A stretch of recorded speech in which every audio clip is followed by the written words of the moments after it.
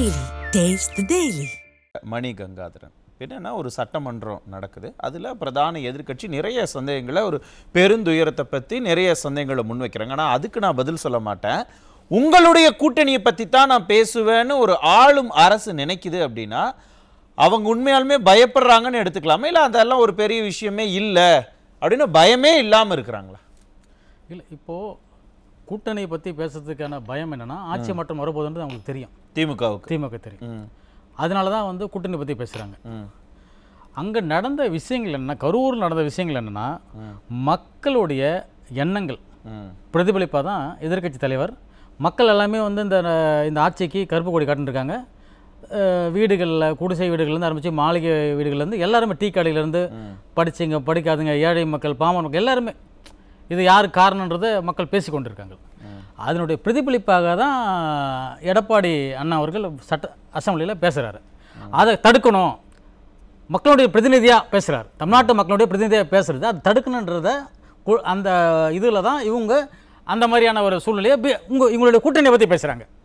நானாக கேட்குறேன், கூட்டணி அது கன்ஃபார்ம் ஆகிடுச்சு, மக்கள் எல்லாம் ஏற்றுக்கிட்டாங்க, போயிட்டு இருக்காது, நீ கூட்டணி பற்றி பேசுறதுக்கு என்ன? அப்போது கரூரில் ஏதோ ஒரு சதி நடந்துருக்குது, நீங்களே ஒத்துக்கிறீங்களா? அது இப்போ நீங்கள் ஒத்துக்கிறதுன்னு அர்த்தம். அதை நானாக கேட்குறேன், இப்போ ஒரு அசம்பிளின்றது எதுக்காக? மக்களுடைய பிரச்சனையை பேசுறதுக்காக தான். நீங்கள் மக்களுடைய பிரச்சனையை தடுக்கிறன்னா அப்போ அதோட நோக்கம் என்ன? இந்த இதுக்கு பதில் சொல்ல வேண்டிய கடமை யாருக்கு இருக்கு? ஆட்சியாளர்களுக்கு உண்டு, ஸ்டாலினுக்கு உண்டு. நீங்க அதை நீங்க தடுக்கிறீங்க, அதை பத்தி பேசக்கூடாதுன்னா அப்ப யாருமே பேசக்கூடாதா? அப்ப மக்களுடைய பிரதிநிதியா பேசக்கூடாதுன்னா அப்ப எதுக்கு அசம்பிளி, சட்டசபை எதுக்கு? அப்ப நீங்களே உங்களை புகழ்ந்து பேசுறதுக்கு அசம்பிளி அது? அப்படி கிடையாது. இப்போ எடப்பாடி அவர்கள் எடுத்து வைக்கிற கேள்விகள் பார்த்தீங்கன்னா மிக முக்கியமான கேள்வி, சாதாரண கேள்வி கிடையாது. நீங்க இதுல அவசரம் காட்டுற ஸ்டாலின் அவர்களே கிட்னி முறைகேட்டில் ஏன் நீங்க அவசரம் காட்டலன்னு கேட்கிறாரு. இப்படி நீங்க ஒரே நாள்ல நைட்டே போஸ்ட்மார்ட்டம் பண்ணதுக்கு காரணம் என்னன்னு கேட்கிறாரு. 3 டேபிள்ல 39 பேருக்கு போஸ்ட்மார்ட்டம் எப்படி பண்ண முடியும்னு கேட்கிறாரு. நீங்க உடனே போஸ்ட்மார்ட்டம் பண்ணி போன வண்டியில எல்லாம் திமுக ஸ்டிக்கர் எப்படி வந்து கேட்கிறாரு. அந்த கூட்டத்துக்குள்ள வந்த வண்டிகள் ஆம்புலன்ஸ்க்கெல்லாம் திமுக ஸ்டிக்கர் எப்படி வந்து கேட்கிறாரு. அப்புறம் அங்க வந்து ஆம்புலன்ஸ்ல திமுக மருத்துவமனை அதுக்குள்ள எப்படி ஒட்ட முடியும்? வாட்டர் பாட்டில் நீ குடிக்கிறதுக்கு தண்ணியே இல்லை நாங்க முதல்ல, ஆனா நடந்த பிறகு உடனே தண்ணி எப்படி வந்திருக்கும், அதாவது திமுக ஸ்டிக்கர் எப்படி வந்திருக்கும்? அப்படி அடுக்கடுக்கான கேள்விகள் கேட்டுன்னு வராரு. அப்புறம் முரணான கேள்வி என்னன்னா, ஒரு கேட்குறேன் என்னன்னா, நீங்க காவல்துறை வந்து 500 பேர்ன்றாங்க, இங்க 600 பேர் சொச்சம்னு சொல்றாரு. அப்ப எல்லாமே முரணா இருக்கு. எப்படி ஒரு முதலமைச்சரே முரணான ஒரு பதில சொல்ல முடியும்? 500ன்னு ஏற்கனவே காவல்துறையிலிருந்து சொல்லப்பட்ட அந்த பிரஸ் மீட்லயே காவல்துறை உயர் அதிகாரிகள் 500 தான் சொன்னாங்க. இவர் எப்படி 660க்கும் மேற்பட்டவர்கள் அங்க இருந்தாங்கன்னு சொல்றாங்க? ஏன் இந்த முரண் இருந்துகிட்டே இருக்கு? என்னன்னா இவங்க அந்த கம்யூனிகேஷனே இல்லையோ அரசுக்கும் அதிகாரிகளுக்கும்? கம்யூனிகேஷன் இல்லை, இவங்க அதிகாரிகளை வச்சு தான் இவங்க நடத்துறது. இப்போ புரிசலி அம்மா எடப்பாடி அவர்கள் சொல்லும், அதிகாரிகள் என்ன சொன்னாலும் சரி இவங்க கிரியேட்டிங்ல பண்ணுவாங்க. எது வந்தாலும் அவங்க சொல்றதே பண்ண மாட்டாங்க, அவங்க சொல்றதை கூட அது திருப்பி சொல்ல முடியல. அதுதான் இதனுடைய வெளிப்பாடு. இப்போ இன்னைக்கு இவ்வளவு பெரிய விஷயம் நடந்திருக்கு, நீங்க பத்திரிகையாளர்கள் மாதிரி அந்த கட்சியுடைய திமுகவுடைய விளம்பரம் மாதிரி விளம்பர செய்தி தொடர்பாளர் மாதிரி பேசுறாங்க. நீங்க ஒரு நபர் ஆணையம் அமைச்ச பிறகு எப்படி அவங்க பேட்டி கொடுக்க முடியும்? அப்ப அந்த இது கெடுக்காதா? அதை எடப்பாடி அவர்கள் கேட்கிறாரு. நீங்க ஒரு நபர் கமிஷன் அமைக்கிறீங்க, அமைக்கின்ற சமயத்துல அவங்களுடைய உதவியாளர் கூட இல்லாம அவங்க ஆய்வு பண்றாங்க, அலுவலகம் இல்ல, எப்படி பண்ண முடியும்? அப்ப கேட்க சொல்ல நீங்க அதுக்கு பதில் சொல்லுங்க. அப்ப பதிலே கிடையாது. ஏன் சொல்ல மாட்டேங்கிறாங்க பதில்? சார் பதில் என்னன்னா, இது எல்லாமே என்னன்னா மக்கள் சந்தேகப்படுறாங்க திட்டமிட்ட சதின்னு. அந்த சதியை இது ஆய்வு பண்ணா மாட்டிப்பாங்க எல்லாருமே. நீதிமன்றம் வந்து பாத்தீங்கன்னா இன்னைக்கு வந்து ஒரு 7-8 பேர் போட்டிருக்காங்க, கேஸ் போட்டிருக்காங்க. அதுல பல விஷயங்களை நீதிமன்றம் ஆராயுது.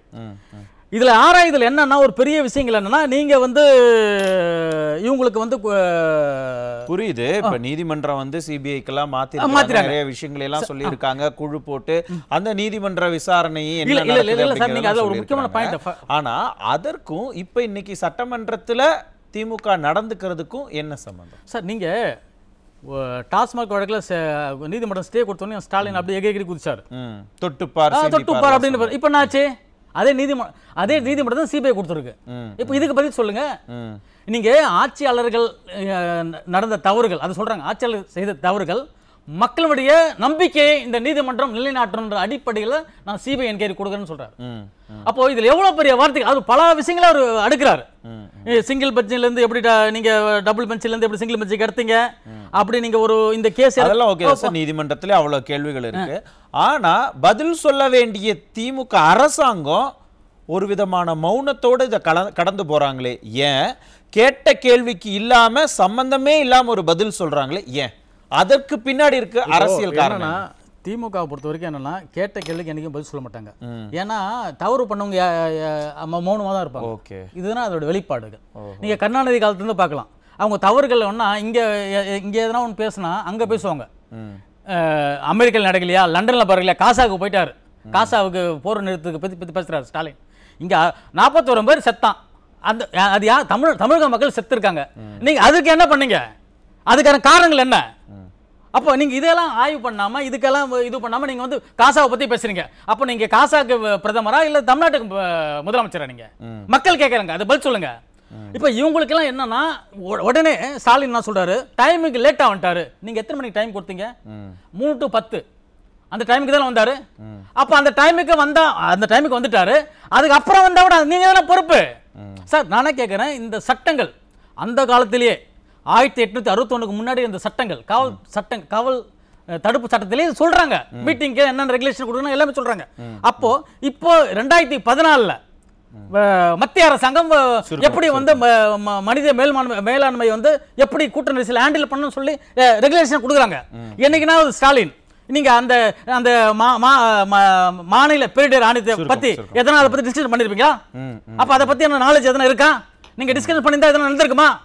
அப்போ நீங்க முழுக்க அரசனுடைய தவறு, அதை வெளிப்படுத்தி எதிர்க்கட்சி பேசினா அவங்களே நாங்க முடக்குவோம். சர்வாதிகாரம் தான், யாரும் பேசக்கூடாது. புரியுது. அந்த சர்வாதிகாரத்தை மக்கள் எப்படி புரிஞ்சிருக்கிறாங்க, இந்த சர்வாதிகார திமுகவுக்கு எப்படி எதிராக மாறப்போகுதுங்கிறது நம்ம இன்னும் விரிவாக பேசலாம். ரொம்ப சுருக்கமாக இருக்கிறதுக்கு இன்னைக்கு பார்த்தோம்னா, தமிழக அரசு பண்ணுற என்கொயரிங் எதுவுமே சரியாக உண்மையாக இருக்காது என்பது நம்ம சமீப காலத்தில் பார்க்குறோம். ஆம்ஸ்டாங் கொலை வழக்கிலேருந்து பார்க்குறோம். அந்த கொலை வழக்கில் இவங்க விசாரணை சரியாக நடைபெறாது, சிபிஐ என்கொயரி கேட்குறாங்க. சிபிஐ என்கொயரி ஹைகோர்ட் கொடுக்குது. அதை எடுத்து ஸ்டாலின் சுப்ரீம் கோர்ட்டுக்கு போகிறாரு. அவர் சுப்ரீம் கோர்ட்டுக்கு கொடுத்து ஒரு வாரத்திலேயே, சிபிஐக்கு கொடுத்து ஒரு வாரத்திலேயே அந்த A1 அக்யூஸ் மரணம் அடைகிறார். மரணம் அடைஞ்சது மட்டும் இல்லை, அவர் மரணம் அடைஞ்ச அவர் சாவுக்கு 1100 போலீஸ் பாதுகாப்போட போகுது. இதெல்லாம் எல்லாமே ஒரு உள்நோக்கம் இருக்கிற மாதிரி நமக்கு தெரியுது. எல்லா விவகாரமும் ஆமா. நீங்க ஒரு ADSP ஜெயராமன்ற ஒரு தலித், அவர் ஏதோ கார் கொடுத்துறாரு யாரும் கடத்துறதுக்குன்னா அவரை போய் சஸ்பெண்ட் பண்ணீங்க. இந்த கரூர் விஷயத்துல ஏன் சஸ்பெண்ட் பண்ணல எஸ்பியை? ஏன் கலெக்டர் சஸ்பெண்ட் பண்ணல? தவறு யார் செய்திருந்தாலும் சஸ்பெண்ட் பண்ண வேண்டியதானே, ஏன் சஸ்பெண்ட் பண்ணல? புரியுது. அப்படி இன்னைக்கு திருமாவளவன் எனக்கு பாதுகாப்பு இல்லைன்னு சொல்றாரு. சுருக்கமா ஜெகன்மூர்த்தி ஏதோ ஒரு பேசினாருன்னு சொல்லிட்டு அவர் வீட்டுக்கு 500 போலீஸ் கைது பண்ண போறீங்க. இந்த தலித் சமுதாயத்திற்கு, தமிழக மக்களுக்கு எதிரான ஒரு இயக்கம் தான் திமுக. இப்படியாப்பட்ட இயக்கங்கள் அகற்றப்பட வேண்டும். நீட்டு தேர்வுன்னு நீட்டு ரத்துன்னு சொல்லிட்டு மாணவர்களும் பாதிக்கப்பட்டாங்க, தொழிலாளர்களும் பாதிக்கப்பட்டாங்க. இந்த திமுக ஆட்சியில பாதிக்கப்படாதவர்கள் யாருமே கிடையாது.